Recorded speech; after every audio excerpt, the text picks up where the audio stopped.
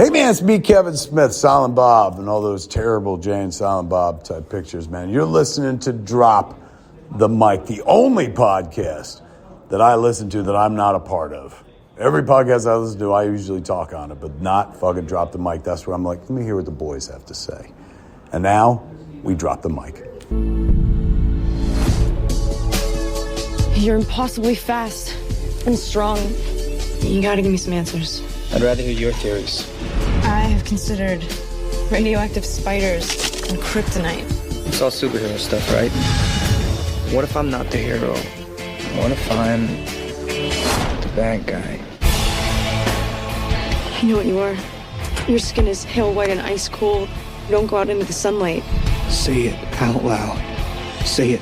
Vampire. Are you afraid? No. This isn't real.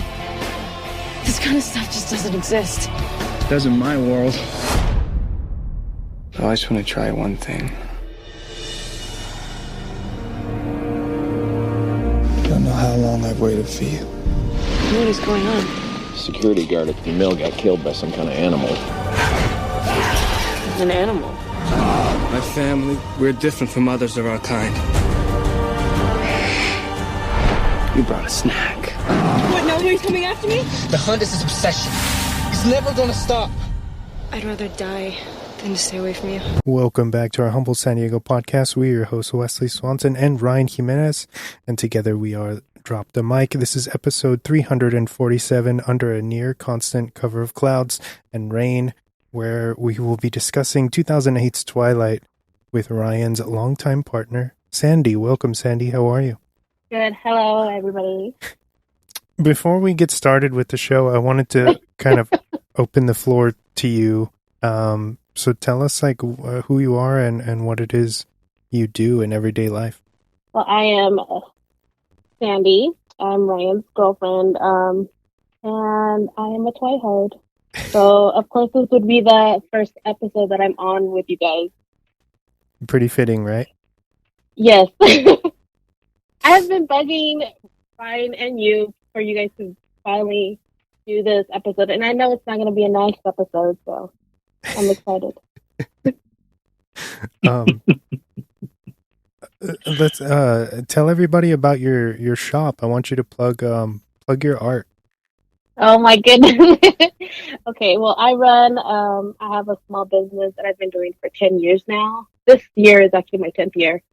Called Sandia Stitches. I'm a self-taught hand embroidery artist. So I fiddle around a lot with a lot of crafts, but this one really stuck. And I embroider a bunch of dumb shit on fabric, pretty fabric. And I've been selling them for 10 years now. And everybody teases me about I recently started making some Twilight inspired ones, and everybody always teases me about it. But when I do my pop-ups, those always are the first ones to go. Every single time, without a doubt. It's probably kind of rare, right, to see homemade goods like that for Twilight? Yes, it's an old lady craft. It is. It's like the older generation used to do it. Like they would embroider on like pillowcases and tablecloths and stuff like that. But I don't. I embroider on like just regular fabric, and I set them in the embroidery hoop, so you can display it on your wall or like bookshelf or whatever. Definitely pretty cool. Thank you. All right, Ryan, how are you doing, sir? All right, first off, this fool is one of those people that I'm talking about Wes. He's going to be late to his own fucking funeral. Like, we said 7, and it's fucking 8:07, and we're just starting. Other than that, I'm fine. You're lucky I love you. I apologize to both of you. I don't mean to keep you waiting, but I promise it was for something that's going to be worth it in the end, and that pertains to tonight's show. So with that, let's segue into pop culture news. Ryan, did you want to kick us off? And now for a special news report. Brought to you by Drop the Mic. Yeah, so a sequel series to Blue Mountain State is in the works. Alan Richardson, Darren Brooks, and Chris Romano are all expected to reprise their roles. I don't know if you were ever into this, but it was fucking hilarious. I think it was like on Spike TV or something. Yes, I remember. But yeah, kind of crazy that it's getting a sequel and that Alan is coming back and he's this huge like action star now. I think I'm right, but was Denise Richards in that at one time? She might have been. Was she? I think so. She was. So yeah, I don't know where it's gonna be. Maybe it's probably gonna be on like a streaming service or something. But yeah. So if you're a fan of Blue Mountain State, it's coming back, like all things. I don't even know how many seasons that was. It wasn't that many. Maybe two. It had to have been like, 2 or 3. Moving forward, and in some news that Sandy's gonna like, because I know she's gonna direct me to go and see it with her. Shrek 2 is being re-released in theaters this year to celebrate its 20th anniversary. Hell yeah, we'll be there open night. It's 20 years? Wow. I know, dude. I think the second one is the best one, right? No. The second one is I mean, Puss in Boots is in that one. That's where he's introduced. You do right? get handsome. You do get human Shrek, but yeah, my heart still beats for the first one. What do you guys think about us almost getting Chris Farley as the voice of Shrek? Is that something you guys could see like actually having come true? It's kind of crazy that it was like 90% done, right? Yeah. Yeah, Uh-huh. it was the majority of it. I don't know. Do you think they could ever do something where they release that somewhere down the line? Oh, like they finish it with AI? I mean, that would be cool, but I don't know if it's like on a moral standpoint, if it's cool, like if it's. Well, I mean, if the family is okay with it, is what I'm trying to say too. Like, yeah. I think all parties have to be cool with it, and kind of maybe, I don't know, when the next like 25th or 30th anniversary, it'd be kind of cool to get something like that. Yeah, because it's out there, like it's on YouTube and stuff like that. You can watch it, little clips and stuff. What a wild time! In another timeline, Harley's still with us, and they've done 4 Shreks with him. I think if they're really going to use, supposedly down the line, they're planning on using James Dean's likeness for some movies or some shit. So if they actually go through with that, then I say, yeah, give us Chris Farley as Shrek. James, what? They're gonna use AI to do James Dean shit? Yeah. Oh my fucking god! True Detective season 5 has been ordered by HBO, and Night Country creator Issa Lopez is returning, so all the incel men can keep on crying because they're bringing it back. This is exciting stuff. I haven't finished the new season yet, but I'm very close to the end, and I've had a lot of fun with it, and it's going to be exciting to see what Issa Lopez does this next time around, because we all know each season is its own thing, and it switches up characters and tells a different surrounds kind of a different case, right? So it'll be cool. It'll be cool to see like her get to do a follow-up, and HBO doesn't usually announce that this has been renewed so quickly after a finale airs. So I think that speaks well on the numbers as far as people paying attention and watching this, watching Night Country. Oh yeah, have you got? I think. Go ahead. It's I think we always talk about it too. Like people are just, even the people that shit on things are gonna still like pay money to go see it, or in this case like stream it. But I mean, if you didn't like it after that first episode, you probably should have stopped watching it, right? And I know a lot of people are fucking insufferable and just want to continue to be haters and watch the rest of it. And in doing so,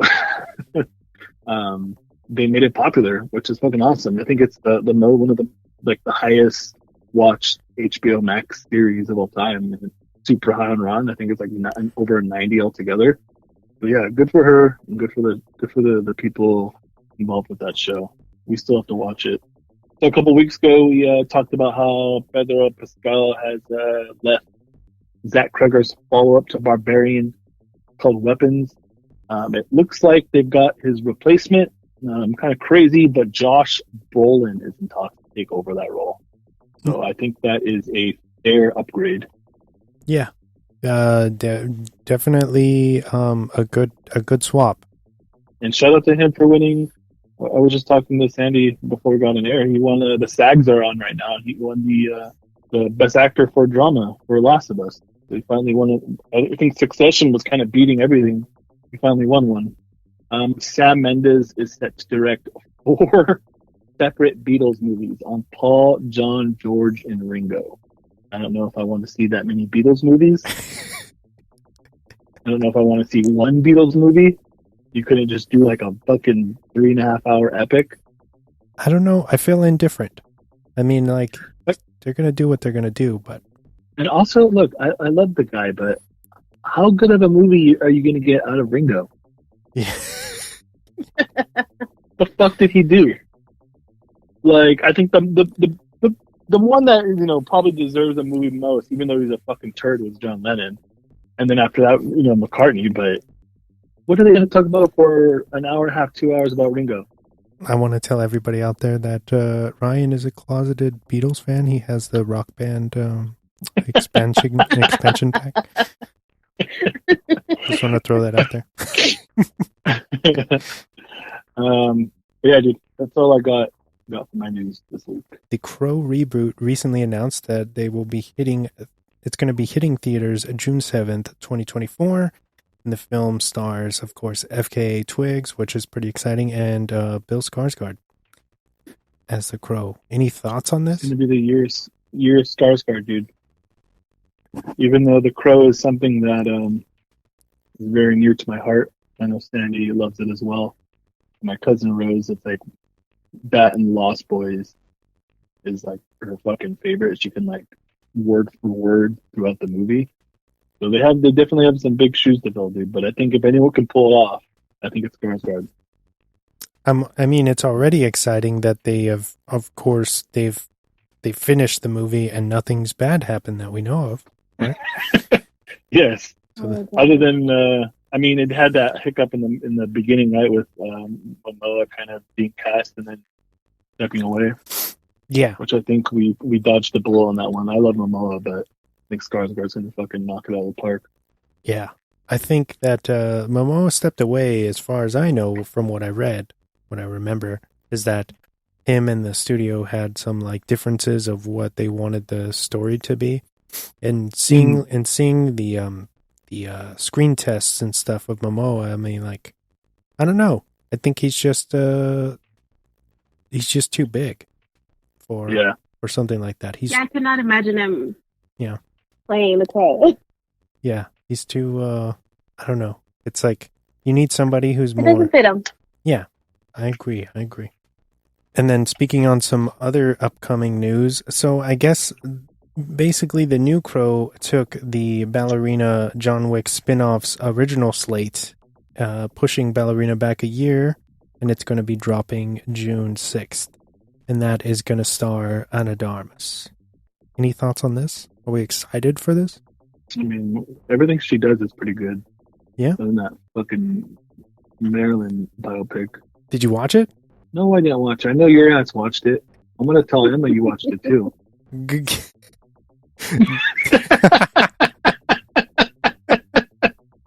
I asked, that's funny that you say that, because I asked Emma the other day if she ever bothered to watch that, because I know she's a big Monroe fan, and she said, no, I haven't yet. Ballerina's going to be coming out June 6th, 2025, so it's delayed a year. And then moving on, Gladiator 2's budget has, I guess, grown from an originally planned $165 million to $310 million. That's a fuck ton of money. I don't know how you go over budget like that. When I was reading into it, I guess they said a lot of it has to do with the costs of shutdown because of these strikes, which is, that's of course out of everybody's hands. But it's not really looking too good as far as profit wise once this does release, because it is, what is it, like almost 25-year-old movie now? Yeah. The first one, I just pulled it. The first one came out May 5th, 2000. First one's budget was $130 million in it. So with inflation, that's a shit ton for then. Yeah. The first one made a lot of money, but it made $464 million, 4 times the budget. But yeah, the margin isn't that great for this new one. Hopefully, people are excited, and it proves everybody wrong. It does have an impressive cast. Yeah, like I said, I paid $20 a ticket to go see Denzel fucking read Twilight lines. and I think Ridley could use a win. So I'm rooting for him on this one. Yeah, Ridley's he's been down in the dumps a little bit, box office wise. Lately, yep, that is for sure. I know you guys probably haven't watched it yet, but Priscilla is now on Max. Is it? Yeah. Ryan just got me the Blu-ray DVD for Valentine's Day, and we still haven't watched it. You guys need to watch it. It's good. I think they added a lot of A24 movies to Max, and I think Netflix too. Don't they? Isn't one of them having like they're going to start a new contract with A24? Yeah, a Max. Priscilla's the first one. Ah, okay. But I just saw, I think it's Netflix. Marcel is on Netflix now. Oh, really? I think today, yeah. I think it just came on Netflix, I still think today. Daniel Craig is in talks to take on the role of Doctor Doom for Marvel. Any thoughts? I would much rather see him play somebody else. Because Doom is big, dude. Doom, they're going to have to use Doom as like the next Thanos, I think. And now it's time for the weekly recommendations. Sandy and I went to go see last night Drive Away Dolls, written by Ethan Coen, and his wife, I didn't know, also wrote it too. I'm not really sure how to pronounce her name, Tricia Cook. Directed by Ethan Coen, starring Margaret Qualley, Geraldine Viswanathan, Beanie Fieldson, Coleman Domingo, Pedro Pascal, Bill Camp, and Matt Damon.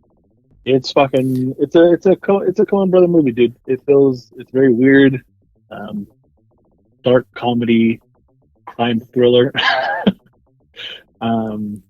It's funny because we were the only, other than the 2 people in front of us, we were the only people in the theater. And as soon as the movie ended, the guy, an older guy, they were older, like late 50s, early 60s, got up, looked at us and said, "Well, that was different. I wasn't expecting anything like that."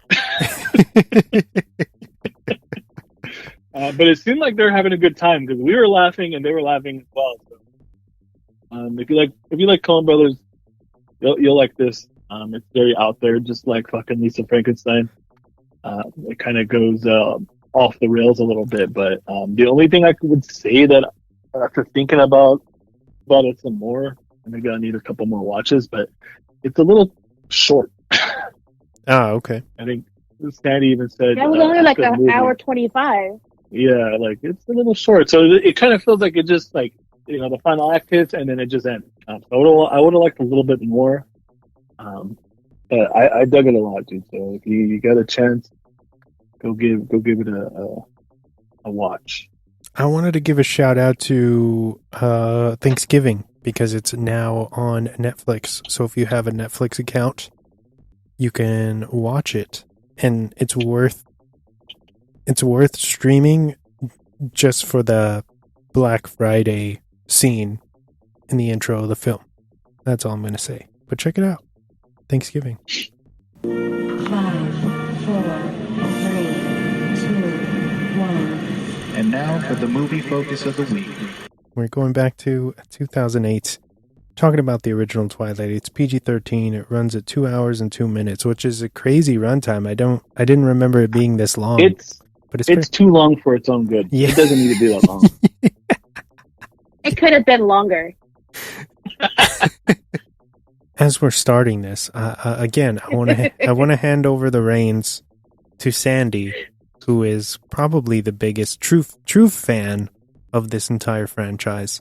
So, as you said at the top of the show, Sandy, you've been, hounding us to do this for a long time, but I want to know why. Like, what's your relationship with this film, and why are you in love with not only this first one, but the franchise as a whole? The entire franchise, yes. I think it's just nostalgic for me. Okay. It's for the time it came out in. I had just turned 20, I think. I read it in my teens, and the movie came out in the very formative years. So it's nostalgic for me. I know it's cringy and all, and everybody hates on it because it's so cringy. And looking back on it, it is cringy. But I really do love it. Like, I'm literally wearing a Twilight shirt right now. She is. She walked around look off with the Twilight shirt on. Has anyone commented on the shirt before in real life? No. The shirt says. Okay, it doesn't have a picture of a scene or anything. It just says Cullen Baseball 2008. And I think the bottom says like Fort Washington or something like that. Yeah, it was a Christmas gift for my sister. Ah. Oh. I think of that entire movie, that's the scene that I have the biggest problem with, is that they go out and they play fucking baseball and they make it like this huge, or they're trying to make it like this iconic scene. And I always thought it was so strange that they picked baseball, and it's like super dramatic the way it's shot. And I'm sorry if I'm offending It's America's pastime. That's true. He does say that. He do be saying that in the movie. Yeah, it's a Americana, right? So I get it. I grew up with my sisters, me being the older brother, right? And they all were obsessed with these books. They read them before the movies, were even a thought. They were obsessed with the Stephenie Meyer stuff. And when they announced that this movie is being made, I remember them following kind of the production, and then I ended up taking them, because we've always been very like supportive to each other when it comes to pop culture. I took them to see this like day one, because the only way that they could go out and do fun stuff was if I was their chaperone or whatever.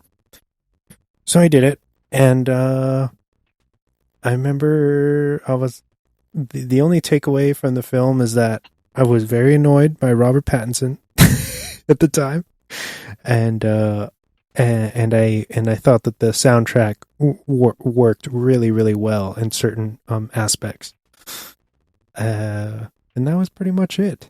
But then, as the movies, kept coming out, I think I took my sisters to see almost all of them except for the last. Was it Breaking? I think it's called Breaking Dawn 1 and 2.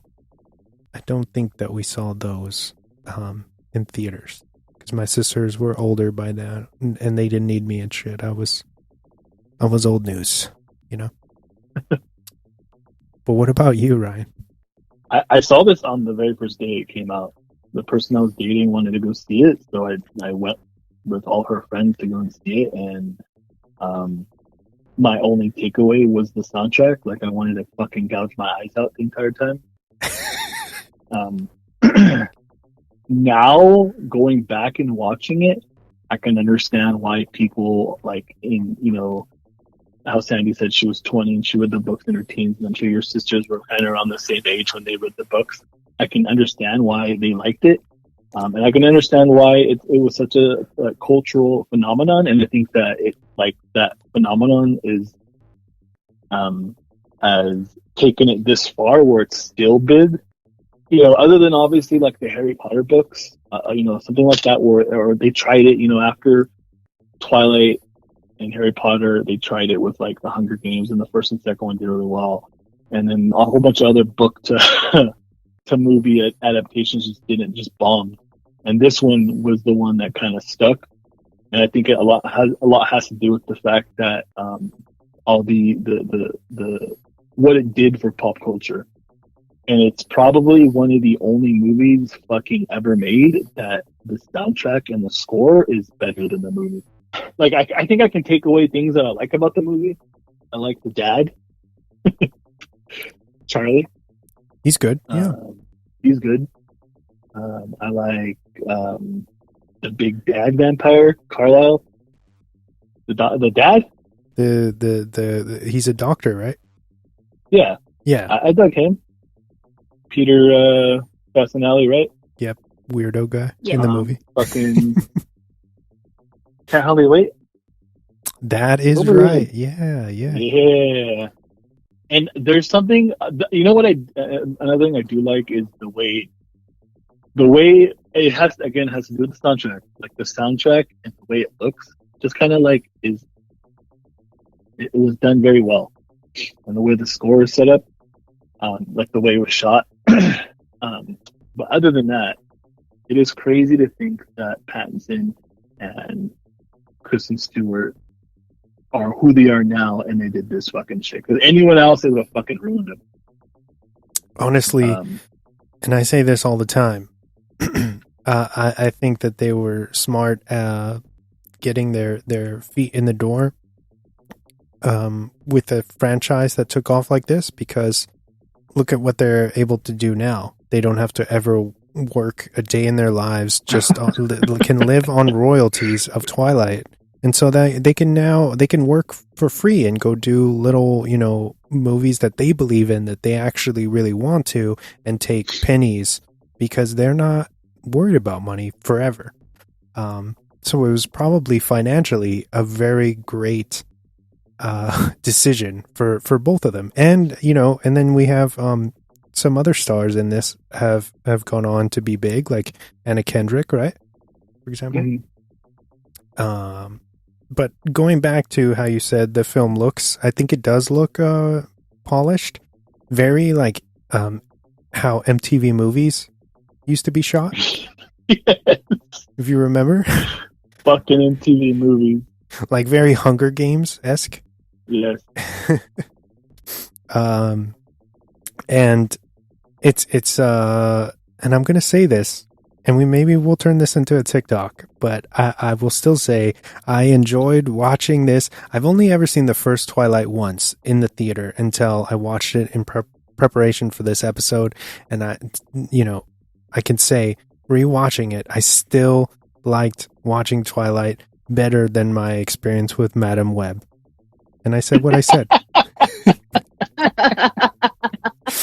It's a better movie. It's a way better movie. Light years ahead of I will watch Twilight before I ever watch Madame Web again. Yeah. You know what? For those that are listening, Wes went to go see that, if you listen to the last week's episode. And he paid money for it. Like, he legitimately spent money on Madame Web because, and I quote, he was curious. Morbidly curious. Morbidly curious. I don't know. I wanted to see the dumpster fire for myself. And usually people very much exaggerate how bad a movie is. And I'll find myself liking a lot of stuff that other people don't, or maybe Rotten Tomatoes doesn't favor. But in the case, in this case, it is definitely bad. Terrible stuff. Don't waste your money. It's funny that you said that about only seeing it once in theaters, Twilight, because I think this would be a movie that would fucking rock. Like, going to see it now, just to hear everybody's reactions and laughing at it. Yes. And then you'd have people like Sandy kind of crying that they get to see it again on the big screen. Of course. Well, they were playing it recently at a theater near us, but we didn't have the time to go. But I would have loved to go see it again in theaters. We didn't have the time to go, Wes. Wink, wink. I mean, it seems like New Beverly, a Tarantino spot, seems to to play it once in a while. Yeah, I think that Frida actually plays it too. It's definitely something we all got to go and check out. Well, the Frida, I don't remember what year they did. They did a marathon of all the movies. Oh, that's right. I remember. I think they did that last year. They did all of them in a row. Was it the Frida? Yeah, it was a Frida. Yeah. You know, I love me some Pattinson. I love fucking Kristen Stewart. I can't wait for fucking Love Lies Bleeding. That's like one of my like top movies I'm waiting for next month, this year. I fucking loved her. She should have won for Spencer for that Oscar.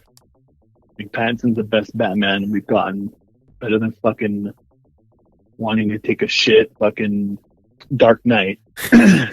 But both of them throughout the entirety of the movie, I don't know if I want to know if they were directed to do this, but both of them are like, they need to fucking shit and piss and fucking like they're about to fucking orgasm all at the same time. Like, I don't know what's their problem throughout the whole movie. Why are they like that? Is it just like the horniness coming out? Yeah, I can agree with that. Especially Pattinson. He looks like constipated or something, or like something's wrong. And yeah, I wonder if like they were like, that was the direction they were given, is like, I want you to look like, you know, like something is really like, make everybody feel very uncomfortable looking at you. I want you to look like your penis is about to pop out of your pants right now. Like that weird conversation they have towards the beginning of the film in the next to the lockers, when she's like, "Hey, do you have did you get new contacts?" And he's like, "No." And then he just like gets all weird and walks away. The fluorescent. Yeah. You know, we did ask that question on Instagram, and I don't know if you have any, Wes, but I got a couple that I would love to read from listeners and a couple of family members about their experience or why they love or hate it. Please share them. The homie Justin on Instagram said that they are his guilty pleasure movies. He said he's seen all of them in the theaters, and the first one he saw twice. He says, I know they're bad movies, but I still love them. I love the teen angst. And he's never read the books. And the way he likes watching them is with the riff tracks commentaries, which I've never done. That'd be awesome to do. I feel like that's a big thing throughout the movies. Teen angst and teen horniness is a big point in the movie. Have you ever listened to any of those riff track commentaries, Wes? No, but I have, and I will give this a shout out on YouTube. Check out the bad lip readings for Twilight. They are fucking awesome. I've seen those. Oh my gosh, I know which is you're talking about too. Yes, it's the best. And then my cousin Angela, she was obsessed with these fucking movies. I think I've told you about it before, but like she went to this mall in San Francisco to meet the cast and like Robert Pattinson. Like it was like she waited a fucking shit ton of hours. I remember her telling me, and like for what I remember, like she didn't get like I think she just like said hi to him. There was no like autograph or anything. And she told me that she can't fucking stand them because how infatuated she was when she was a teenager with them. So it made her hate them now. The last one I got is from another cousin of mine, from my cousin Rose. She wrote up a little something, so I'll read it.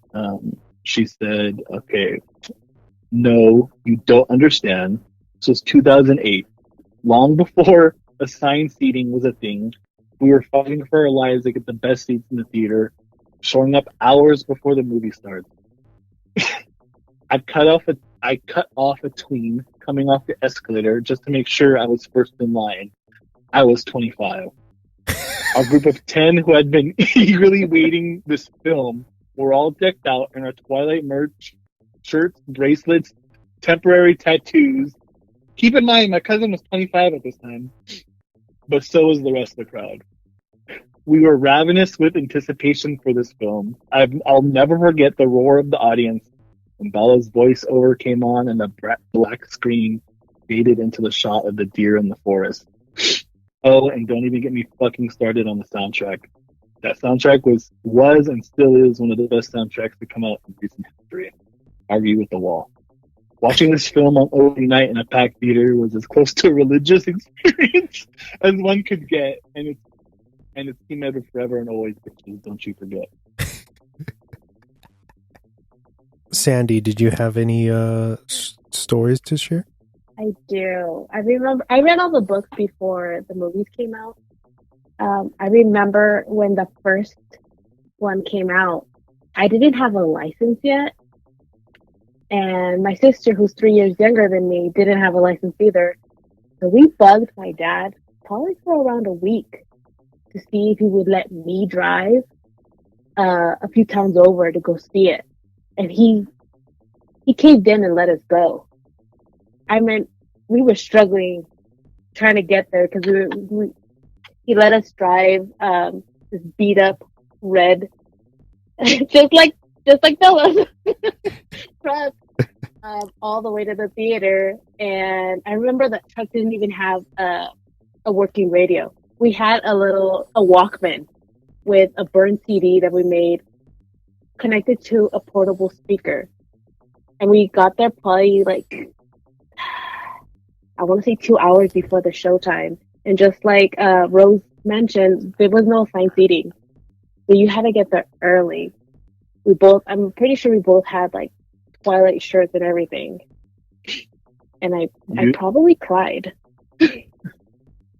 You're meaning to tell me that you rode dirty to go see Twilight? Yes. No license, just buy it off of vibes? I'm pretty sure the truck didn't even have tags. We have to go see Robert Pattinson. Fuck it. Yes, at night. That's commitment, though. Yes. I think it's funny how people bought all of that merch before having seen the movie, because it's like, what if and I understand the Didn't books. like it. Yeah, the books were already a thing, but you're really taking a huge gamble, because usually the consensus is, the movie wasn't as good as the book, but all of these people just came out of the woodwork for Twilight, which is super interesting to me. But go ahead, Sandy, continue. It's funny that you mentioned the merch because I recently started collecting stuff that I found because I got rid of all of my books. Actually, today I bought one of the books at Book Off. And yesterday I bought 2 of them at the thrift store. I have no intentions of rereading them because I just want them again. And I'm looking at them right now. I have a Jacob Black action figure on my desk. And I have a sealed board game that I found randomly at a garage sale. She like fucking like ran to that fucking board game. Like, it was like slow motion, like, oh my god, move out of my way. And she fucking like tackled a bunch of people and shit. And like, I need this right now. I need this right now. I was like, wait a minute, hold on, babe. It's just a game. Don't worry. Don't be so ravenous, like Rose said. No, she wasn't like that. That was the best $2 I've spent. Was the merch, seeing the merch now and rebuying it, is it expensive? Are they exploiting people? I know the Barbies go for a lot of money on eBay. Okay. Yeah, but what I've had, I haven't spent much on it. Like the Jacob Black action figure, I think it's from Eclipse, so it's where he has the short hair already. Mm-hmm. I found him in a sealed, but the packaging was banged up, so I took him out. Sealed box at the swap meet for, I think I paid $2 or $3 for him. Yeah. Oh wow. Okay. I think nowadays it's a little harder to find stuff just because it's gotten so popular. Like it just got more popular all of a sudden. I don't know, everybody just agreed that it was okay to like it again. Yeah, I knew something was up when I saw that Hot Topic started like repressing all this stuff for it. Like, yes, they have a lot of the original designs. Yeah. I would know because I have a shirt. I have the one where it's like 2 pictures of Edward. Like one's like looking to the left or something, yeah. Do you know why the resurgence has been coming around? Is it like an anniversary or just nostalgia? Well, it was just the 15th anniversary just recently. Okay. This past November. But I think it has to do a lot with just the people that liked it then now have adult money. Okay. They have fun money, so they can spend money on it. Just like that whole makeup collection that they had with ColourPop. Yeah. That sold out, the entire collection sold out within 9 minutes. Pretty wild. 9 minutes. And they still haven't brought any of that stuff back. I would know because I checked. I didn't get any of it. So, but yeah, like stuff like that, it goes crazy because there was people that bought the entire collection, and the whole collection cost, I think, it was $99, and people were flipping it without even having it in their hands already on eBay for over $300. And there's a lot of people that were willing to drop that money just because it was Twilight. So my question with something like that, with like an eyeshadow makeup palette that's themed for a movie, is it's going to go bad if you don't use it at a certain time. So are they buying it to use it, or are they buying it to say that they have it and they're going to store, put it on display or something, That's my question. I think there's 2 types of people. People that do want to use it and want to enjoy it, and there's people that just want to collect it. Okay. Which one are you? I would have used it. Okay. I would have doused myself in that glitter that would have made me look like Edward. And just gone outside and shined like him when he was on the top of the mountain. You think she's joking, but she really isn't. I am not. This is what I have to put up with us. I mean, she puts up with me yelling at you in Fortnite, so I guess it's a fair trade-off. This is the skin of a killer, Bella. Of a killer. So on social media, we had everybody kind of set up this thing for everybody to type in their experiences with the franchise and with the first movie. And then my friends, Chris Pollock and Susie Soto, had some pretty interesting stories. So much so that I thought it would be better to actually get them on a mic and implement them into the show. So I'm going to edit this in later on. Right on. But thank you guys for making time for this. Yeah, of course. We're having a good time. We got stories to tell because we both worked for the theater at the time. All right. So let's hear some of these stories. We have the experience with it because for Comic-Con in 2009. Okay. Before the second movie came out. What was the second movie? New Moon, right? Mm-hmm, mm-hmm. That Comic-Con, the year or the few months prior to that, they did a special thing at the Gaslamp Theater where they were showing Twilight on all 15 screens. Okay. And the cast who was at Comic-Con promoting New Moon was going to come and introduce the first film for the fan. That was back when Comic-Con was actually really cool, that you didn't necessarily have to go inside of the convention center.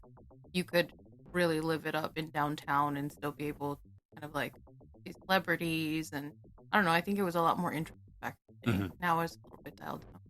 We did go for free. All the fucking time. I haven't paid for Comic-Con in 20 years. We didn't pay for that. We wouldn't pay for movies. Because before you and I even dated, I was going to Comic-Con with friends of mine who always had an extra pass. Mm. That's the best part, too. Pretty intolerable people. Yeah. Just always seem to have really good connections. And they never cracked down on that. It was as long as you had the pass for that day, or the 4-day pass, you could walk right in. I went as my friend's wife one year because she had to leave a day early. I just took her pass and put it around my neck and walked right through the door, and then didn't say shit. Yeah. Now I think they really cracked down on making sure that you at least resemble the person. I'm not gonna lie to you. I had to Google what year the cast was at Pacific. Or were they being assholes upstairs? No, I never got a chance to like actually meet them. I think they were hanging out in the green room area, which was upstairs. The green room. It was just like an upstairs office. They called it the green room. I remember they wanted to all go outside, or they were trying to smoke. Yeah. And they said, well, you can't smoke in here, obviously. So they all went out onto the roof, because you could access the roof from the projection booth. And a bunch of them went out there smoking, and I went to go talk to someone, one of the employees that I knew would be out there, or went looking for him, and they said, oh yeah, he's out on the roof because he was a big smoker. And then I went out to go talk to him, and it was like, oh, here's the cast of Twilight, and a couple people I know on staff, all standing on the roof smoking cigarettes. I didn't understand it. I couldn't understand why everyone was so, like, tits up about Kirsten Stewart and Robert Pattinson. And she was shooting the Runaways, I think? At the time, so she had the mullet. Mm-hmm. But, like, I have, like, some sort of, like, mullety type of shag. Why she don't look like that? I think Pattinson was in his full-on, like, I don't take showers mode at that point in time, because he kind of looked it. No disrespect to him now. Now that we like him now. No, of course, like, we like him. He's a good actor. And I don't blame him or Stewart for, like, taking the job, because you know what? They're fucking set for life. Now they can do whatever movie they want, no matter how big or how small it is. And that's good.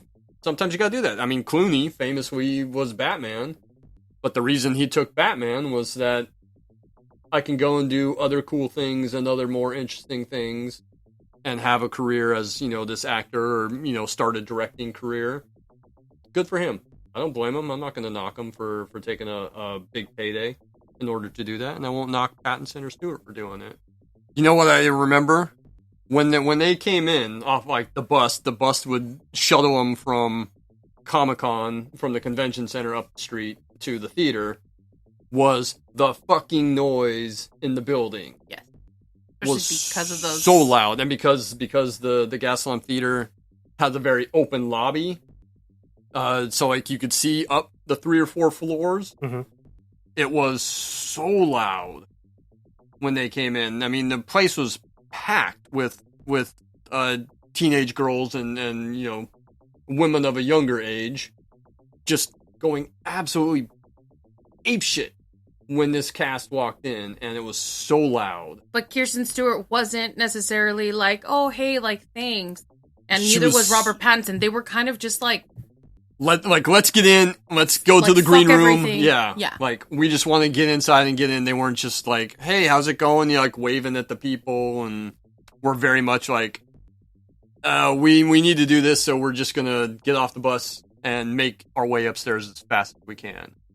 You said you didn't get to actually talk to anyone? No. And I'm not interested in that. I was running projection stuff, or actually I wasn't running projection stuff that night. My job was to build the 15 prints. Oh, okay. That they sent us. Fangirling. What's that? You're just there fangirling. It was more so like out of morbid curiosity to see like how much of a circus this is going to be. That was when his crush on Anna Kendrick started. I'm not going to deny anything. I don't even remember she was there. She was there. It was like the main cast, right? Yeah. She was there. She was there. So she was there. Well, Lautner? Was Lautner Yeah. there? Yeah. I saw a recent video. Or not video, picture. And he was... What, Nikki Reed? Mm-hmm. Ashley Greene? Mm-hmm. I know those two. I don't remember seeing anything but people. And, you know, like Ellie Stewart and Pattinson just making their way through this crowd. I remember that when we saw them, I literally texted you and I was like, dude, she's wearing a fucking Minor Threat shirt. She was, yeah. And then fucking Pattinson had all those stains on his shirt. Like, God damn. All that money. So no, I did not get a chance to talk to anyone personally. Like I said, I was not interested in the least in doing any of that. I could care less. What about you, Susie? You didn't talk to No. anyone? Fuck them. I'm sorry. I think it's very interesting. And actually, now that I think about it, it's very funny because you're going to kind of talk to a couple who does Ryan like Twilight? I think he's very indifferent. Well, you're going to talk to, I think, 2 people who are like, cool, Twilight. And then 2 people that are like, I don't really give a shit about Twilight. And that's how it was. I literally just remember there was this little tiny ledge. Remember where he did the... Yeah. Yeah. We can't share that part. No, the people will remain nameless. But there was this little, like, tiny ledge thing where I would just kind of... That's where I would, like, wait to see when Chris was gonna, like, come down from, like, the elevator. And shit. I was like, where's that tall white boy? He's about to learn all of my tricks. But I would just, like, hang out there, and when they were coming in, because everybody was losing their shit, nobody's buying anything at that point. Everybody's just losing their shit for them. And I just kind of, like, stared at them as they kind of went down under that thing in front of the escalators going towards the elevator. Yeah, like, it was... Because the lobby was open, that was basically where the ceiling for the first floor started as you went actually into the theater. Because the lobby was still very open, but that underhang, when you passed the escalators headed towards the elevators, was like the ceiling for the first floor, basically. Okay. I just remember standing there with, like, my arms crossed, like, ugh. Like, they just looked like they hadn't bathed in, like, a month. But because I wasn't actually running the theater, the projectors that night, someone else was supposed to do all that, like start the actual film. Okay. What I remember is after I had built 15, maybe 16 prints because they sent an extra one just in case, and I had it ready to go just in case. I had done all that. I had worked, I don't know, maybe a 12-hour day. And at that point in time, it was... We don't want you going over like a certain amount, so at this point in time, like, you're done. So, okay. So I still stuck around, just, like I said, out of curiosity to see about the circus. But when it came time to start the movie in the big house, that's where, like, the entire cast showed up for that one. And I was still around. Theater 1. Theater 1 was badass. Theater 1 was such a beautiful theater. I miss it. So they go to start the movie in the first house. Whoever was doing projection that night didn't bother to change the lens. So it was in the wrong, it like started out in the wrong aspect ratio. It started out with a trailer for New Moon and then went into the film. So it wasn't like they were missing the actual movie, but they missed the first 20 seconds of the show because someone didn't bother to like put the right lens in. And then they're kind of looking at me, and it's like, yo, I worked 12 hours. I did all this stuff. Like, I can't hold everyone's hand. I'm not going to work for free the rest of the night. I remember one of the older, like, projectionists, like, trying to smoke a cigarette, looking at me, being like, why didn't they change the lens? I said, I don't know. Like, ask them. That just narrowed a lot down.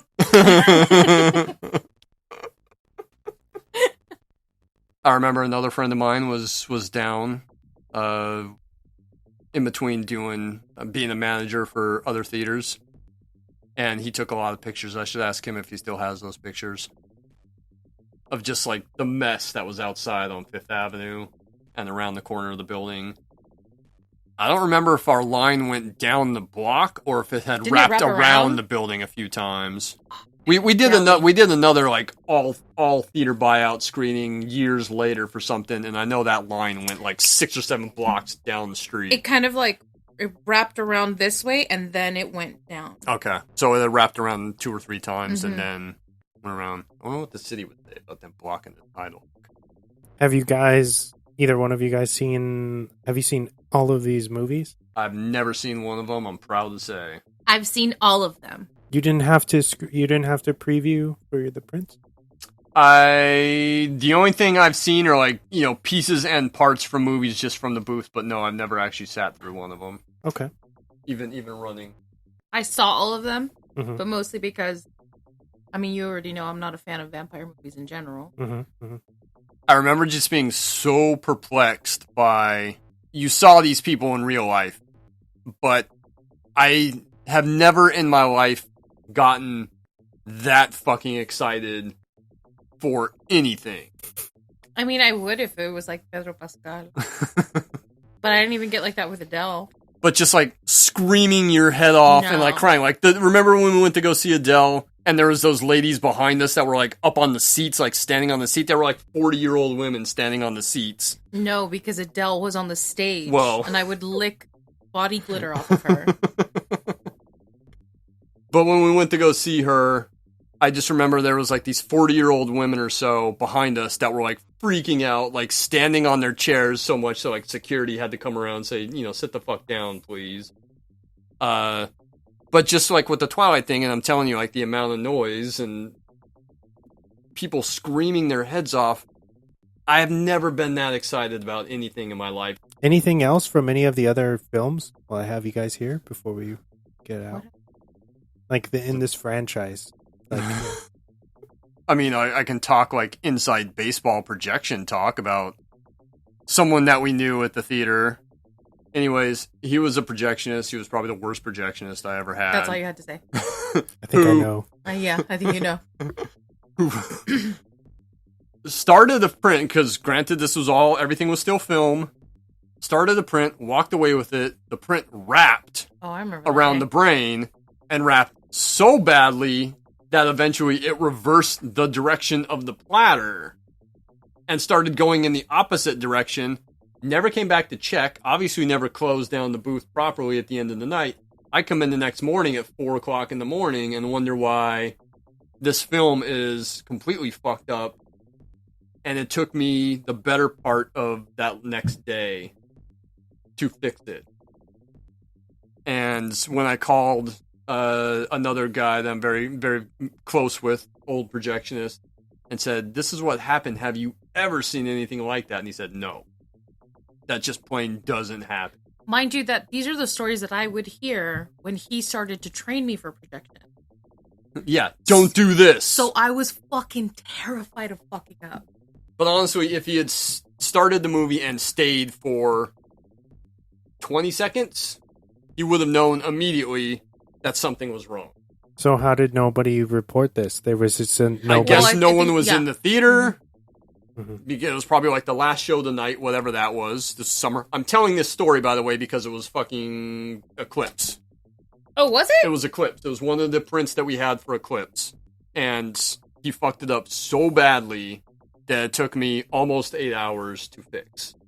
Were you able to salvage that print? I did salvage it, but we were dropping one at the end of the week because, you know, we drop movies when new movies come out. So you drop, you know, certain prints and everything. And I just said, when we lose this print at the end of the week, this is the one that we're going to dump. Okay. Is this one. It wasn't in awful shape beyond, you know, the first maybe 5 minutes. But still, I had to run it off of the floor at one point, so it was probably filthy. It needed to go through a cleaner. Didn't you splice it like 100 times? I spliced a few times. Not 100. That's another movie we'll get into later, off the air. But yeah. That's the only other thing I remember about the other Twilight movies, and I think we had all of them at Gaslamp. I think we played all. You know what's fucking wild is that this movie franchise is I think it's 19 out of 20 of the highest grossing film franchises of all time. And without cheating, I don't know if you have it pulled up already, but do you guys know the Rotten score? Because it's not too bad. Oh, is it 47? Look at it. 47? I think 57? It's 49 last time I checked. Okay. Yeah, that's not pretty. I mean, considering fucking Madam Web has 11, that's pretty fucking. Makes it seem like it's fucking Citizen Kane. Yep. Let's talk. Since we were talking about when he sparkles and shit in the sunlight, and that's why they don't go into the sunlight. Supposedly, I really didn't like the effects that they used, like him running fast up the hill specifically. It looks fucking stop motion. Yeah, it's like you guys couldn't have just like blurred them, like there's so many better ways you could have done that with and they had money. You can tell that they had money. They threw money in this. And then if you watch his like legs when he starts, it's like so weird looking. Especially when you introduce that he has superhuman strength and he's super fast. He can pretty much teleport when he stops the van or whatever it is, SUV from crushing Bella, right? So you do that pretty well.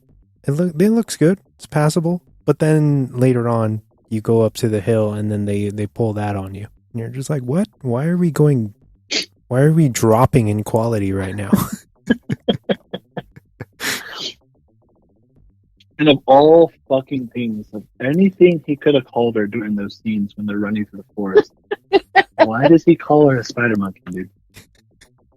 Out of anything, he could have called her baby girl, baby, beautiful, fucking anything. But called her spider monkey. The way he threw her on his back. That's why. That's what I thought. You could have said, "Come here, little baby." Does you throw a baby on your back like that? Sandy, does he say spider monkey in the book? Because I'll give the movie a pass if they took that specifically from the book, then it's not their fault. But if somebody made that up and it's not in the book, then that's pretty strange, right? Spider monkey. Okay, so I just looked it up. It wasn't in the book. It wasn't? No. The iconic line, hold on tight, spider monkey, was not in the book and was only added to the film. So see? Who adapted this? Melissa Rosenberg, you piece of shit. Yeah, that's pretty wild. I think that it's gotten bigger over time because like Sandy said, like it's just the people that were love these movies when they were younger are older and they can spend money on more merch now, and it's like something like you don't have to be like, it's not lame to like it anymore, I guess. Yeah. Just like how I always talk about new metal, with new metal, like I used to listen to new metal and like all the hardcore and punks used to like fucking hate on me and like call me like fucking slurs and shit because I listened to that music. But now everyone listens to it and it's like cool and shit now. It's the same thing with Twilight. Like it was like you went to go see those movies, like they made a shit ton of money and a lot of people went to go see it, but you got made fun of. Like, I know I was making fun of everybody in 2008. But now it's like it's cool to like it, and I think even Pattinson and Stewart kind of like retracted some of their statements they said before, and that now they both kind of said that they appreciate what the movie did for them, and looking back, like they do like the movies. But it's where I'm going with this. It's only going to get bigger because how they're talking about rebooting it. That's a great. I wanted to make it a point to talk about the fact that they are trying to reboot it into a series, right? Where each book is going to be a season, kind of like how they're going to do with Harry Potter, and I think that it very much could probably, if it's done right, maybe succeed in that kind of format, right? Especially being able to get away with more if you're on streaming. Because something that I noticed watching Twilight again is it's very kind of PC. As like it's they were afraid to take big swings. I know it's PG-13 or whatever, but they kind of watered it down a little bit, right? Am I the only one that thinks that? I think to an extent, yeah. I think like they tried to be as PC as they possibly could, and try to like not go too. They tried to not go too full horny. Yeah, just the right amount of PG-13 horny. Mm-hmm. Mm-hmm. And I can see like what you're trying to say about how the series can probably go a little deeper into that. Maybe it can be a little bit more adult-ish. Yeah. Especially like do something because your fans are going to be older now. So it's kind of like how they're bringing back X-Men 97. That's not for little kids. That's for us. You know what I'm saying? Yeah. Yeah. It's for us. So they should do that. Like do some fan service for the people that love it and go a little bit more adult. I think it would be pretty cool. I think it would be a fan service for them to go a little bit more adult. Mm-hmm. And I think people would want to watch it, just like a couple years ago, how that Lizzie McGuire show, the spinoff show, was like they were in production already, and Disney kind of canceled it because it like had scenes of her like waking up in other guys' beds and shit. And it's like, dude, she's like a full-grown adult. Everyone who watches this show, who's going to watch that show now, is older now. Like they were young teenagers, preteens, and when it was popular on the Disney Channel. But now that's what they're doing, and that's okay. I was just gonna say, I found that to be rude. How they had started production, and I think they actually filmed 2 episodes that we're never gonna see, and then Disney got cold feet and canceled it. And then Hilary Duff was like fighting for her life to get it on Hulu, which should have happened. I don't know why they didn't allow that to happen, because now they're doing all this stuff. Like we're getting like the Punisher back and Daredevil back, and it's all gonna be like in tune with how like Netflix did, you know, for like more adult. So what was the difference between Lizzie McGuire, you know, and then you have what was the Nickelodeon show? iCarly, which was now it's on Paramount Plus. If you watch that the new season, because it's on streaming and not under the Nickelodeon banner, it's super like aimed at the people that grew up with the show, and all of the it's very in line with what Lizzie McGuire was trying to do, where they're not afraid to say like this character is lesbian or whatever, or like talk about sex openly and stuff. And it's like, if iCarly can do it, then how come Disney bitched out for Lizzie McGuire? For fuck's sake, the Deadpool trailer opens with him talking about pegging, and that's a fucking Disney movie. Yeah, there you go. There you go. So yeah, no, I think what you're saying is fucking 100% true. Like I think it would do really well if they kind of did that. Have you guys seen who they think that they want to cast as Edward and Bella? If my memory serves me correctly, I think Bella is maybe Jenna Ortega, was the fan pick, and then Jacob Elordi. Is that right? Yeah. I could see that, and it'd be cool to get some representation in there. But I don't know if you guys have heard this lately, but Jacob Elordi I think he got in trouble for like an alleged assault. I will say that I do appreciate the Twilight franchise getting more kind of darker in its tone as it kind of goes on. The stakes raise in the same way that Harry Potter kind of grows with its audience, and I think that that's pretty cool. Going back to the I've always said this, like the soundtrack with Paramore obviously headlining the soundtrack. I definitely think that, like, first off, like I think I Caught Myself is probably the best, like my favorite Paramore song of all time. But I think like this was about the time where they kind of like you can see the difference between like Misery Business and You Have This and then Brand New Eyes. Yes. I honestly think that this kind of changed the trajectory of what they sound like and her writing style. Also, you know what me and Sandy found out? We're watching the extras on the DVD today. Suppose like what they say is that Haley was like a huge fan of the book, and like she reached out to them to write music for the soundtrack, which is kind of crazy. I don't doubt that. I could see that. I gotta ask you. We always ask each other. I know what Sandy's is gonna be. Out of 5, what's your rating? I would say a solid probably 2. 2 out of 5. That's pretty high, actually. I thought it was going to be like 1.5. And that's because I can really appreciate the color grading. I think it does make the movie look pretty good. Easy on the eyes.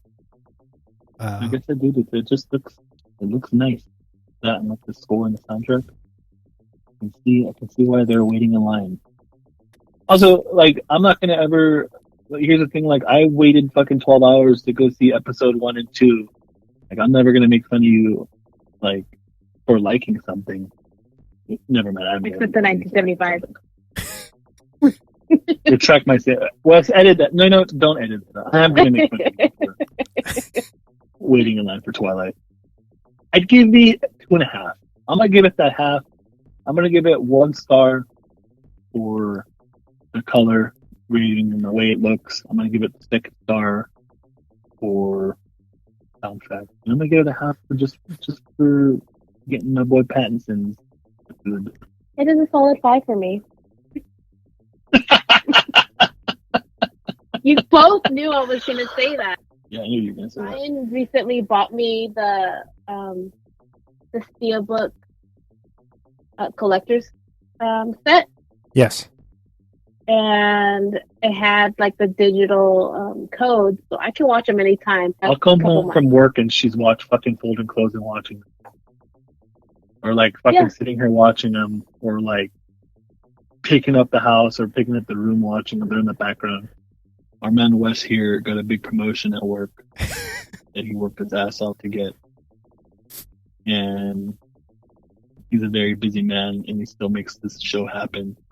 He legitimately does everything for the show. I just show up and cuss a lot for an hour and a half. He records it, edits it, puts it up, does all the social media shit for it, and he has a big boy job now. So if you're a constant listener, tell Wes thank you. Because he does a lot. And fucking for instance, it's 9:28, we're recording, and he has to go to work right now. That's the life, I guess. That's the life I chose. Or it chose me. I'm surprised. I really thought you guys were going to be a little meaner about it. I mean, I said it was. I mean, I gave it 2.5 stars, but it does fucking suck. Do you want me to be meaner? No. I'll take the 2.5 stars. She's gonna walk into this room after this and beat me. Watch. She gives you the rock bottom.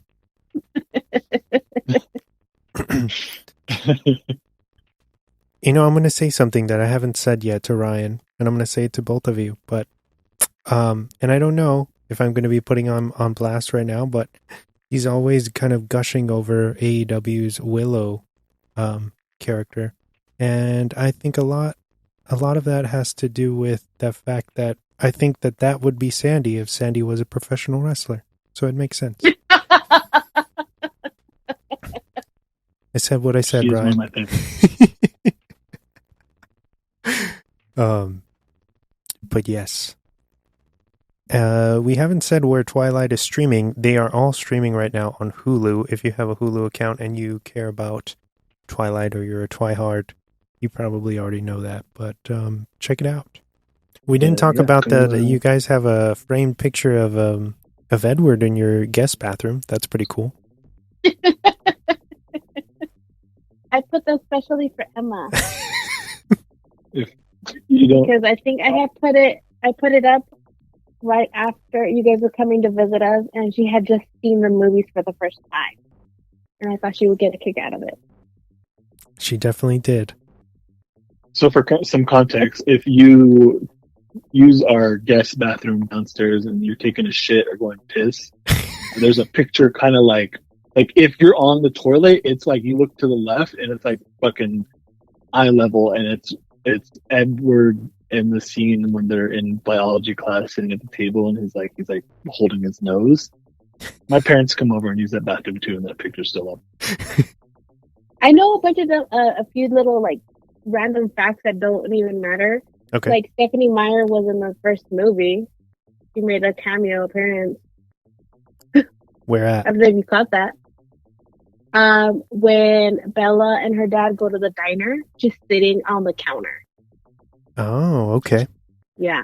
And she does make another cameo in one of the other, in Breaking Dawn Part 1.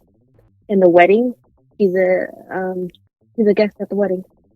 Before I forget about this, and I'm pretty sure it was Sandy that pointed this out to me, but going back to the diner scene, was it you that told me about how Bella's like gets the ketchup and she doesn't put anything. Yeah, she's not squirting anything. She's just like doing the motion. No. Yeah, she's just shaking the bottle.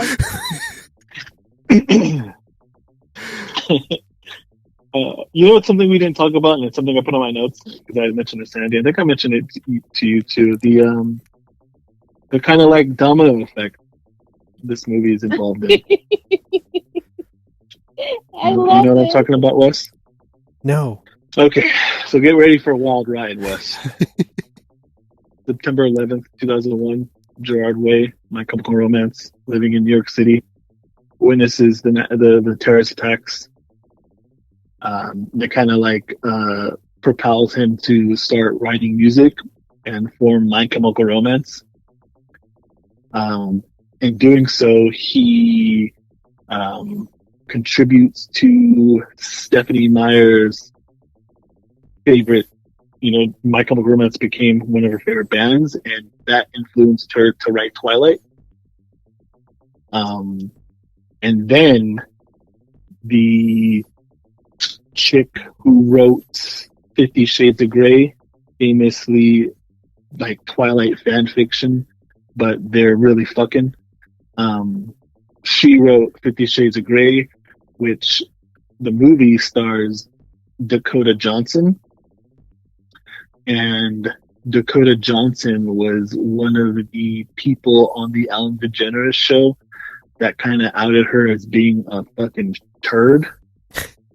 In that interview, in that famous interview, and then like after that, all that stuff kind of came all about how she was terrible to like all her employees and stuff like that, and now she fucking fell off the face of the earth, and you don't hear from her anymore. So thanks to Twilight, thanks for My Chemical Romance, we got Twilight, and then thanks to My Chemical Romance, we got the downfall of Ellen DeGeneres. Wow. Did you know all that? No, I had no idea. No. The waitress in the scene where Edward takes Bella to eat after he saves her from those guys in the parking lot. Yes. The waitress is actually Kristen Stewart's body double. Interesting. Is there any context for why did they just do that as like to be funny? I don't know why they sprinkled it in there like that. And I learned all of these little facts because I'm on a Facebook group that only talks about Twilight. Ah, okay.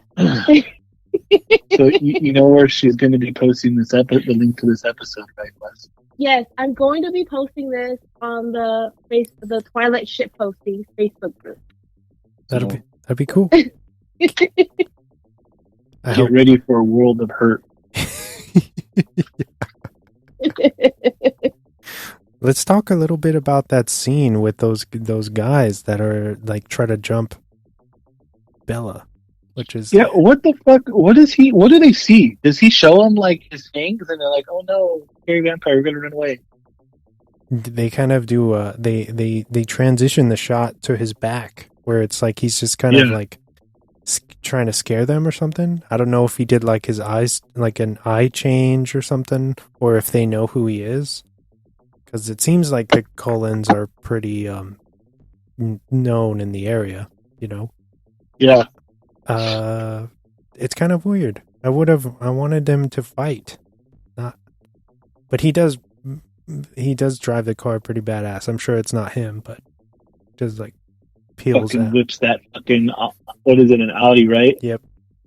Volvo. Audi, Volvo. All the movies have the Volvos. You don't even know what they were what they were thinking about. Dude, it's taking everything from me to not turn around and rip those guys' Rip heads their off. heads off. Also, why is Edward a master gaslighter in this? Did anyone else notice that? No. Gaslight extraordinaire.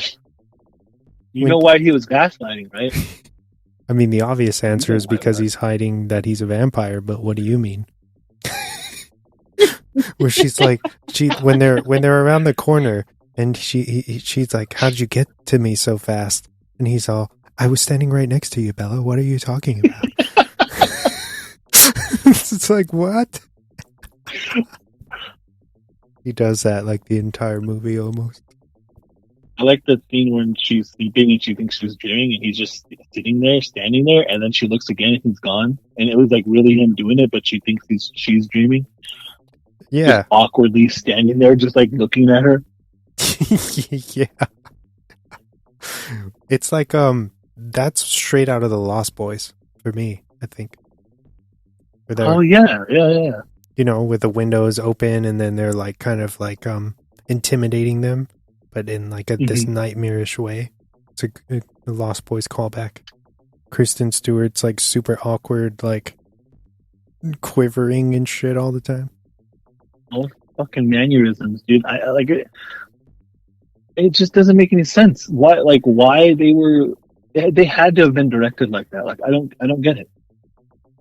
Well, in the books, she's portrayed like that, like awkward and like clumsy like that. Even in the Midnight Sun, which is Edward's version, he talks about how clumsy she is and how like she's awkward like that. You guys have not mentioned Jacob. Yeah. Well, he doesn't do a lot in the first one, but yeah. Yeah, Taylor Lautner, right? Yeah. I really do like the exposition, the backstory that they give for the tribe. And they don't do a whole lot with it. They focus more on Bella and Edward for this first one, and then New Moon is kind of Jacob's time to shine. And I saw an interview recently where Lautner, they were going to replace him for New Moon, which is total bullshit, because it's like that would have ruined the continuity, I think, for a lot of people. It would have looked odd. They wanted to replace him because they couldn't. He wasn't like bulky enough, like fluffy enough. And then I think he says in the interview that he like secretly like bulked up because he knew that they were planning on replacing him. So they kind of like backed the executives into a corner with like, well, look, like I'm ready or whatever. And I know he said Kristen kind of really was a champion for him and keeping him on for the franchise. And I thought that was a pretty cool story. I can't believe that they were trying to replace him.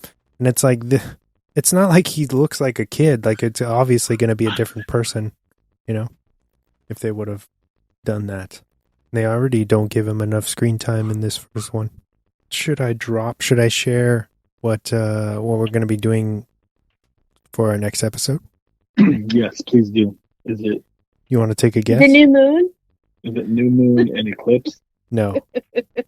Okay. It's very far from that.